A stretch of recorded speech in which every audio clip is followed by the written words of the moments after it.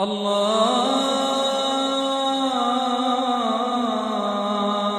اکبر اللہ اکبر۔ اعوذ باللہ من الشیطان الرجیم، بسم اللہ الرحمن الرحیم۔ السلام علیکم ورحمۃ اللہ وبرکاتہ۔ آج اسی راز پہ بات ہونے والی ہے کہ خودی کی حقیقت کیا ہے اور اسے بلند کرنے سے مراد کیا ہے، اور ایسا کیا طریقہ ہے کہ انسان کی ذات بلند ہو جائے، اس مقام پہ، اس درجے پہ پہنچ جائے جہاں رب کریم انسان سے اس کی رضا پوچھیں۔ تو اس روحانی سفر کو آج ہم تیزی سے طے کریں گے تاکہ فاصلے سمٹ جائیں۔ تو شروع کرتے ہیں اللہ کے نام سے جو بڑا مہربان اور نہایت رحم فرمانے والا ہے۔ جاؤ لوگوں سے کہہ دو کہ جو چیز تمہارے رب کی طرف سے تم پر اتری ہے اس کا اتباع کرو، اور اللہ کو چھوڑ کر دوسرے دوستوں کی تابع داری نہ کرو۔ تم لوگ بہت ہی کم نصیحت مانتے ہو۔ اور انہیں یہ بھی بتا دو کہ کتنی بستیاں ہم نے ہلاک کر دی ہیں جن پر ہمارا عذاب رات کو آیا، یا ایسی حالت میں کہ دوپہر کو سونے والے تھے۔ جس وقت ان پر ہمارا عذاب آیا پھر ان کی یہی پکار تھی، کہتے تھے بے شک ہم ہی ظالم تھے۔ تو کہہ دو انہیں کہ پھر ہم ان لوگوں سے ضرور سوال کریں گے جن کے پاس پیغمبر بھیجے گئے تھے، اور ان پیغمبروں سے ضرور پوچھیں گے۔ ان پیغمبروں میں بے شک ہم نے نوح کو اس کی قوم کی طرف بھیجا، پس اس نے کہا اے میری قوم، اللہ کی بندگی کرو، اس کے سوا تمہارا کوئی معبود نہیں، میں تم پر ایک بڑے دن کے عذاب سے ڈرتا ہوں۔ اور قوم عاد کی طرف ان کے بھائی ہود کو بھیجا، کہا اے میری قوم، اللہ کی بندگی کرو، اس کے سوا تمہارا کوئی معبود نہیں، سو کیا تم ڈرتے نہیں۔ اور سمود کی طرف ان کے بھائی صالح کو بھیجا، کہا اے میری قوم، اللہ کی بندگی کرو، اس کے سوا تمہارا کوئی معبود نہیں۔ اور لوط کو بھیجا جب اس نے اپنی قوم سے کہا کہ کیا تم ایسی بے حیائی کرتے ہو کہ تم سے پہلے اسے جہان میں کسی نے نہیں کیا۔ اور مدین کی طرف اس کے بھائی شعیب کو بھیجا، کہا اے میری قوم، اللہ کی بندگی کرو، اس کے سوا تمہارا کوئی معبود نہیں، تمہارے رب کی طرف سے تمہارے پاس دلیل پہنچ چکی ہے، سو ناپ اور تول کو پورا کرو، اور لوگوں کو ان کی چیزیں گھٹا کر نہ دو، اور زمین میں اس کی اصلاح کے بعد فساد مت کرو، یہ تمہارے لیے بہتر ہے اگر تم ایماندار ہو۔ تو اس کے بعد ہم نے موسیٰ کو اپنی نشانیاں دے کر فرعون اور اس کے سرداروں کی طرف بھیجا، پھر انہوں نے نشانیوں سے بے انصافی کی، پھر دیکھو مفسدوں کا انجام کیا ہوا۔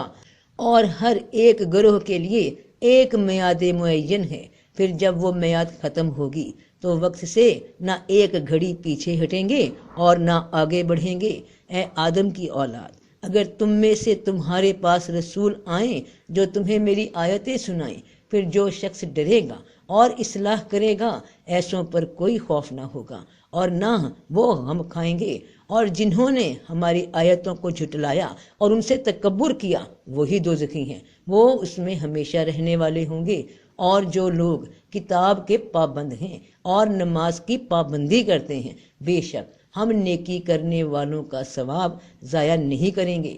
اور ہم نے دوزخ کے لیے بہت سے جن اور آدمی پیدا کیے ہیں، ان کے دل ہیں کہ ان سے سمجھتے نہیں، اور آنکھیں ہیں کہ ان سے دیکھتے نہیں، اور کان ہیں کہ ان سے سنتے نہیں۔ وہ ایسے ہیں جیسے چوپائے، بلکہ ان سے بھی گمراہی میں زیادہ ہیں، یہی لوگ غافل ہیں۔ اور سب اچھے نام اللہ ہی کے لیے ہیں، سو اسے انہی ناموں سے پکارو، اور چھوڑ دو ان کو جو اللہ کے ناموں میں کج روی اختیار کرتے ہیں، وہ اپنے کیے کی سزا پا کر رہیں گے۔ اور ان لوگوں میں جنہیں ہم نے پیدا کیا ایک جماعت ہے جو سچی راہ بتاتی ہے اور اس کے موافق انصاف کرتے ہیں۔ اور جنہوں نے ہماری آیتوں کو جھٹلایا ہم انہیں آہستہ آہستہ پکڑیں گے ایسی جگہ سے جہاں انہیں خبر بھی نہ ہوگی، اور میں انہیں مہلت دوں گا۔ بے شک میری تدبیر بڑی مضبوط ہے۔ کیا بستیوں والے نڈر ہو چکے ہیں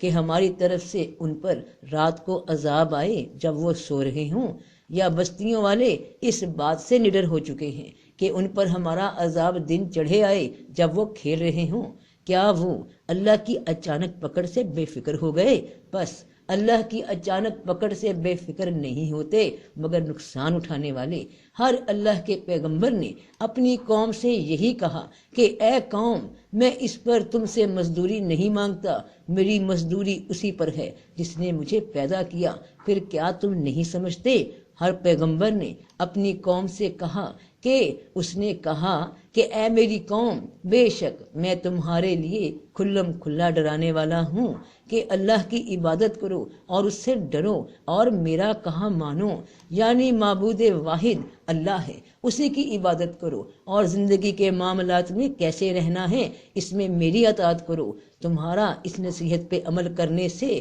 اللہ تمہارے لیے تمہارے گناہ بخش دے گا اور تمہیں ایک وقت مقرر تک مہلت دے گا۔ بے شک اللہ کا وقت ٹھہرایا ہوا ہے، جب آ جائے گا تو اس میں تاخیر نہ ہوگی۔ کاش تم جانتے اب ہوا کیا کہ پیغام پہنچانے کے باوجود اکثر لوگ اپنی مرضی ہی کرتے ہیں، وہ اسی بات پہ عمل کرتے ہیں جو ان کا اپنا آپ، اپنا نفس، اس کی خواہش کہتی ہے۔ تو اللہ کا پیغام پہنچانے والے پھر اللہ کو بتا دیتے ہیں کہ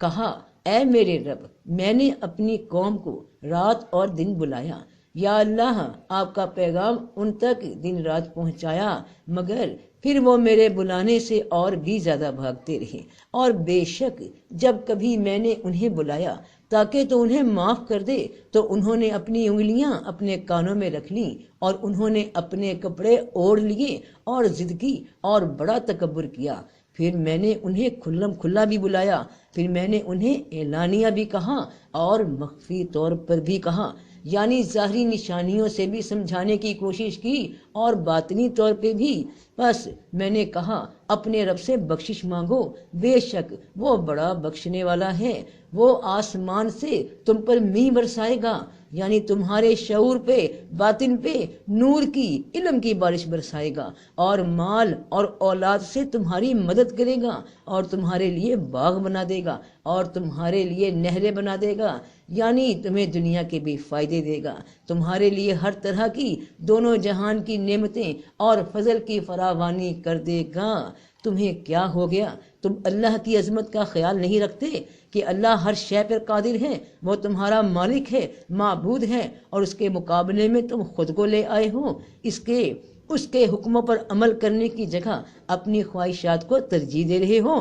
وہ جس نے تمہیں زمین میں جگہ دی، اس میں تمہاری زندگی کا سامان بنا دیا، تم بہت کم شکر کرتے ہو۔ تمہیں اللہ کا بلاوا دن میں 5 بار آ رہا ہے۔ بہت سے لوگ پابند ہیں اور اکثر جان بوجھ کر نماز نہیں پڑھتے، ان کے پاس وقت بھی ہوتا ہے لیکن اپنا دل نہیں مان رہا ہوتا، تو اللہ کے حکم کو، اس کے بلاوے کو انسنا کر دیتے ہیں، اور پھر اس نافرمانی کے عادی ہوتے ہوئے اپنی زندگی میں بھی جو فرائض، جو حقوق العباد ان پہ فرض ہیں، ان کو بھی پورا نہیں کرتے، کیونکہ اپنا دل، اپنا نفس پابند نہیں ہونا چاہتا۔ تو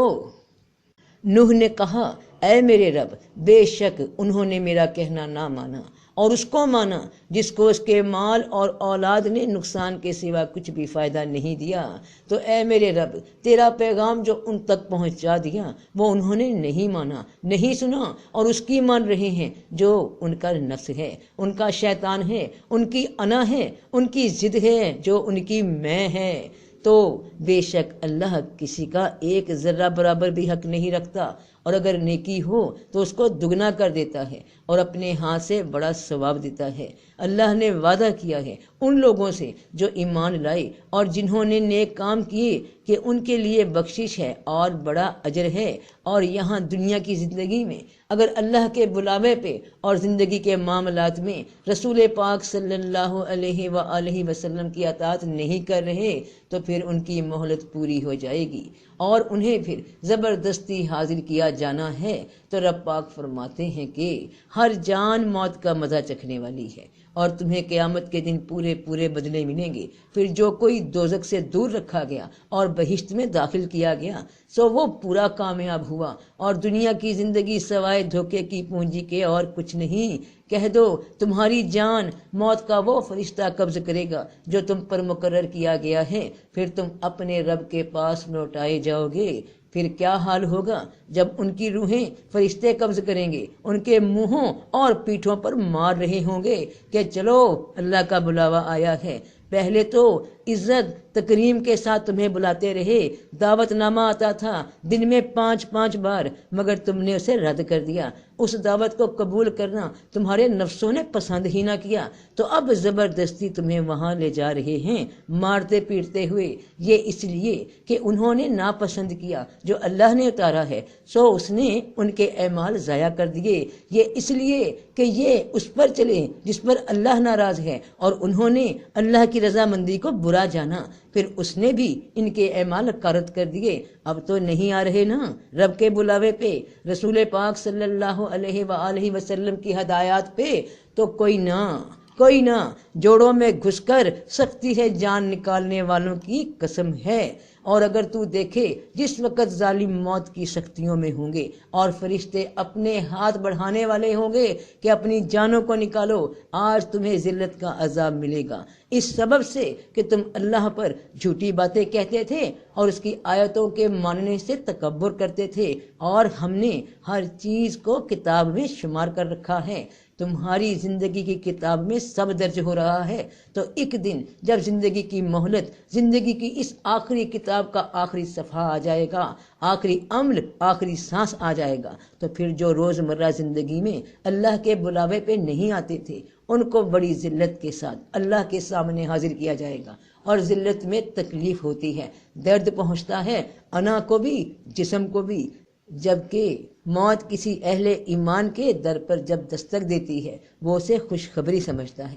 کہ خدا اس سے راضی ہوا، خوش ہوا، اور اس نے خاص کرم کیا۔ اس مومن کو اس سے بڑھ کے اور کچھ نہیں بھاتا، جو سلوک آئندہ کے لیے اس کے انتظار میں ہے۔ اس کی دلی آرزو پوری ہوگی اور اللہ سے ملاقات ہوگی، اور اللہ کو بھی یہ بات پسند آتی ہے۔ تو کون کہتا ہے کہ موت آئی تو مر جاؤں گا، میں تو دریا ہوں سمندر میں اتر جاؤں گا۔ اور ارشاد ہوگا اے اطمینان والی جان اپنے رب کی طرف لوٹ چل، تو اس سے راضی وہ تجھ سے راضی، بس میرے بندوں میں شامل ہو اور میری جنت میں داخل ہو، کہ میری رضا میں داخل ہو جاؤ، یہی بہشتی ہیں، اس میں ہمیشہ رہیں گے، بدلے ان کاموں کے جو وہ کیا کرتے تھے۔ یہی وہ لوگ ہیں جن سے ہم وہ نیک عمل قبول کرتے ہیں جو انہوں نے کیے، اور بہشتیوں میں شامل کر کے ان کے گناہوں سے درگزر کرتے ہیں۔ یہ اس سچے وعدے کے مطابق ہے جو ان سے دنیا میں کیا گیا تھا۔ یہ وہ لوگ ہیں جو اللہ کے بلاوے پہ حاضر ہوتے رہے، جنہوں نے اپنے نفسی فائدوں کو نہ دیکھا بلکہ اپنے نفس پہ اس بات کو ترجیح دی جو اللہ کا حکم ہے، تو ایسوں کی جان بھی عزت و تکریم کے ساتھ نکالی جائے گی، ان کے مرتبے بلند ہوں گے۔ اور اب بات ہوتی ہے قرب والوں کی، اور سب سے اول ایمان لانے والے، سب سے اول داخل ہونے والے ہیں وہ اللہ کے ساتھ خاص قرب رکھنے والے ہیں کہ خودی کو کر بلند اتنا کہ ہر تقدیر سے پہلے خدا بندے سے خود پوچھے بتا تیری رضا کیا ہے۔ موت کے فرشتے کو حضرت موسیٰ علیہ السلام کی طرف انسانی صورت میں بھیجا گیا۔ جب وہ فرشتہ آیا تو موسیٰ علیہ السلام نے اسے تھپڑ مار کر اس کی آنکھ پھوڑ دی۔ وہ اپنے رب تعالیٰ کے پاس واپس گیا اور عرض کیا اے اللہ تو نے مجھے ایسے بندے کی طرف بھیجا جو مرنا نہیں چاہتا۔ اللہ تعالیٰ نے اس کی آنکھ درست فرما دی اور فرمایا ان کے پاس دوبارہ جا اور انہیں کہہ کہ اپنا ہاتھ کسی بیل کی پشت پر رکھیں، انہیں ہر بال کے عوض جو ان کے ہاتھ کے نیچے آئے گا 1 سال زندگی ملے گی۔ اس ساری کارروائی کے بعد موسیٰ علیہ السلام نے کہا اے میرے رب پھر کیا ہوگا؟ فرمایا پھر موت۔ انہوں نے کہا پھر ابھی ٹھیک ہے، تو خدا بندے سے خود پوچھے بتا تیری رضا کیا ہے۔ فرشتہ موت نے نہ تو کبھی آپ صلی اللہ علیہ وآلہ وسلم سے پہلے کسی شخص سے اجازت مانگی، اور نہ کبھی آپ صلی اللہ علیہ وآلہ وسلم کے بعد کسی شخص سے اجازت مانگے گا، یعنی یہ صرف آپ صلی اللہ علیہ وآلہ وسلم کا اعزاز و شرف ہے کہ اس کو آپ صلی اللہ علیہ وسلم سے اجازت مانگنے کی ضرورت ہوئی، ورنہ دوسرے آدمیوں کے پاس تو اچانک پہنچتا ہے اور روح قبض کر لیتا ہے۔ حضرت صلی اللہ علیہ وسلم نے فرمایا کہ اس کو اجازت دے دو۔ چنانچہ حضرت جبرائیل علیہ السلام نے فرشتہ موت کو اجازت سے آگاہ کیا اور اس نے حضرت صلی اللہ علیہ وسلم کی خدمت میں حاضر ہو کر سلام عرض کیا، اور آپ صلی اللہ علیہ وسلم اپنی روح قبض کرنے کا حکم دیں تو قبض کر لوں، اگر آپ یہ حکم دیں کہ میں آپ کو چھوڑ دوں تو چھوڑ دوں۔ آپ نے فرمایا، اے فرشتہ موت، کیا تم وہی کرو گے جو میں تمہیں حکم دوں گا؟ فرشتہ موت نے جواب دیا، بے شک مجھے تو حکم ہی یہ دیا گیا ہے کہ آپ صلی اللہ علیہ وسلم کو اختیار دے دوں، اور آپ صلی اللہ علیہ وسلم جو کچھ فرمائیں اس کی اطاعت کروں، تو خود ہی کو کر بلند اتنا کہ ہر تقدیر سے پہلے خدا بندے سے خود پوچھے، بتا تیری رضا کیا ہے۔ خود ہی کو بلند کرنا یعنی وہ لوگ جو دنیا میں رہتے ہوئے آخرت کی زندگی گزارتے ہیں، یعنی دنیا میں رہتے ہوئے وہ اعمال کرتے ہیں جو آخرت میں منظور ہوتے ہیں، قبول ہوتے ہیں، انہوں نے خود کو ہمیشہ کی زندگی کے لیے دنیا کے اس وقتی زندگی کے پلیٹ فارم پہ تیار کیا، اس عارضی زندگی پہ ہمیشہ کی زندگی کو ترجیح دیا۔ یہی لوگ علم والے ہیں، عقل والے ہیں، قرب والے ہیں کہ جنہوں نے اپنے پروردگار کی رضا کو سمجھ لیا کہ وہ کس بات میں خوش ہیں، کہ اچھے کام سب آخرت کے ہیں اور برے کام سب دنیا کے ہیں۔ خود ہی کو کر بلند کرنے والی شان تو نبیوں کی، پیغمبروں کی ہے، تو ایک عام انسان یہاں تک کیسے پہنچ سکتا ہے؟ تو اس کا جواب رب کریم نے خود قرآن پاک میں بتایا، البتہ تمہارے لیے رسول اللہ صلی اللہ علیہ وآلہ وسلم میں اچھا نمونہ ہے، جو اللہ اور قیامت کی امید رکھتا ہے اور اللہ کو بہت یاد کرتا ہے، کہ اللہ والوں کے نقش قدم پہ چل کر ان کی اطاعت کر کے تم بھی انعام یافتہ بندوں میں شمار کر دیے جاؤ گے۔ پھر رب کریم تمہارا بھی ہاتھ پیر زبان بن جائیں گے۔ جب تم اللہ کی بات کرو گے، اللہ کے احکامات پہ چلو گے تو خود ہی بلند ہو جائے گی، نفس مطمئنہ کی حالت میں داخل ہو جاؤ گے اور نفس امارہ پست ہو جائے گا، اولیاء اللہ میں شمار ہو جاؤ گے، اللہ کے دوستوں کی جماعت میں داخل کر دیے جاؤ گے۔ اگر اللہ کا ولی بننے کی خواہش ہے تو اس مرکز پہ پہنچ جاؤ جو رسول اللہ صلی اللہ علیہ وآلہ وسلم کی اطاعت کا ہے، اللہ رنگ لگا دے گا۔ واپسی کا سفر اللہ کی طرف پھر عزت و تکریم کے ساتھ ہوگا، کیونکہ اللہ والے تو یہاں پر بھی ہر دم اس کے بلاوے پہ تیار ہیں۔ تو جب وہ موت آئے گی تو ایسے ہی خوشی سے حاضر ہوں گے کہ ہم تو اللہ کے ہیں اور ہم اسی کی طرف لوٹ کر جانے والے ہیں۔ یاد رکھنا کہ دنیا میں جی لگانے والے جو برے کاموں میں مبتلا ہیں، جو اللہ کے احکام کو، رسول اللہ صلی اللہ علیہ وآلہ وسلم کی اطاعت کو فالو نہیں کرتے، بلکہ پابند رہنا، پرہیزگار رہنا، یعنی ممنوع باتوں سے بچتے رہنا، حد میں رہنے کو پسند نہیں کرتے اور دنیا میں کھلے عام دندناتے پھرتے ہیں، تو پھر ایسے لوگ قبروں میں قید کر دیے جائیں گے۔ جس جسم کے ساتھ یہ آج آزاد رہے اور اس آزادی کے عادی ہو گئے، تو پھر ایسوں کے لیے ایک عذاب تو یہی ہے کہ اسی جسم میں، اسی زمین میں، اب اسی قبر میں قید کر دیے جاؤ گے۔ تو بے شک جنہوں نے ہماری آیتوں کو جھٹلایا اور ان کے مقابلے میں تکبر کیا، ان کے لیے آسمان کے دروازے نہیں کھولے جائیں گے اور نہ وہ جنت میں داخل ہوں گے، یہاں تک کہ اونٹ سوئی کے ناکے میں گھس جائے، اور ہم گناہ گاروں کو اسی طرح سزا دیتے ہیں۔ تو نافرمانوں کے لیے آسمانوں کے دروازے نہیں کھلنے، آسمانوں کے دروازے ان جانوں کے لیے کھلنے ہیں جنہوں نے خود کو رب کی رضا میں پابند رکھا، روکے رکھا ہر اس کام سے جو رب نے منع فرمایا، جنہوں نے رب کی رضا کے لیے خود کو رب کی بتائی حدود میں قید رکھا، تو اب وہ آزاد ہوں گے، من پسند جگہ پہ ہوں گے۔ اور نافرمان جو کبھی قید یا پابند نہیں ہونا چاہتے، انہیں قید کر دیا جائے گا انہی جسموں میں، کہ انسان کا امتحان ہمیشہ اسی شے سے لیا جاتا ہے جو اس کو سب سے زیادہ پیاری ہو۔ تو اسی جسم میں جس کو گلے لگائے رکھا اور رب کو دور کر دیا جو مالک تھا تمہاری جسم و جان کا، تو پھر اب سزا کے طور پہ اسی زمین میں پڑے رہو، آگ کے درمیان۔ قبر آگ سے بھر جائے گی اور کھانے پینے کو وہ لذیذ کھانے جو کھانے کے تم عادی تھے وہ وہاں نہیں ملیں گے۔ وہاں تو تھوڑ کا درخت ہے، گرم جلتا کھولتا پانی ہے، پیپ ہے، نجاست ہے جس سے انسان کو گھنائے۔ تو بہن بھائیوں، بیٹے بیٹیوں، خود کو پہچانو کہ ہم اتنا زور نہیں رکھتے کہ اپنے بنانے والے مالک کے حکموں سے ٹکرائیں، اس سے ضد لگائیں جو سب سے بڑا عظیم قوت والا ہے، جو مالک کل ہے۔ تو توبہ کرو اپنی خودی کو، اپنی شخصیت کو، اپنے کردار کو نیک اعمال سے، جو رسول پاک صلی اللہ علیہ وآلہ وسلم نے تاکید کی ہے، بلند کرو، اللہ کو راضی کر لو۔ ابھی مہلت ہے، وقت ہے، زندگی ہے، تو سب کا بھلا، سب کی خیر۔ جیتے رہو بہن بھائیوں، بیٹے بیٹیوں، فی امان اللہ۔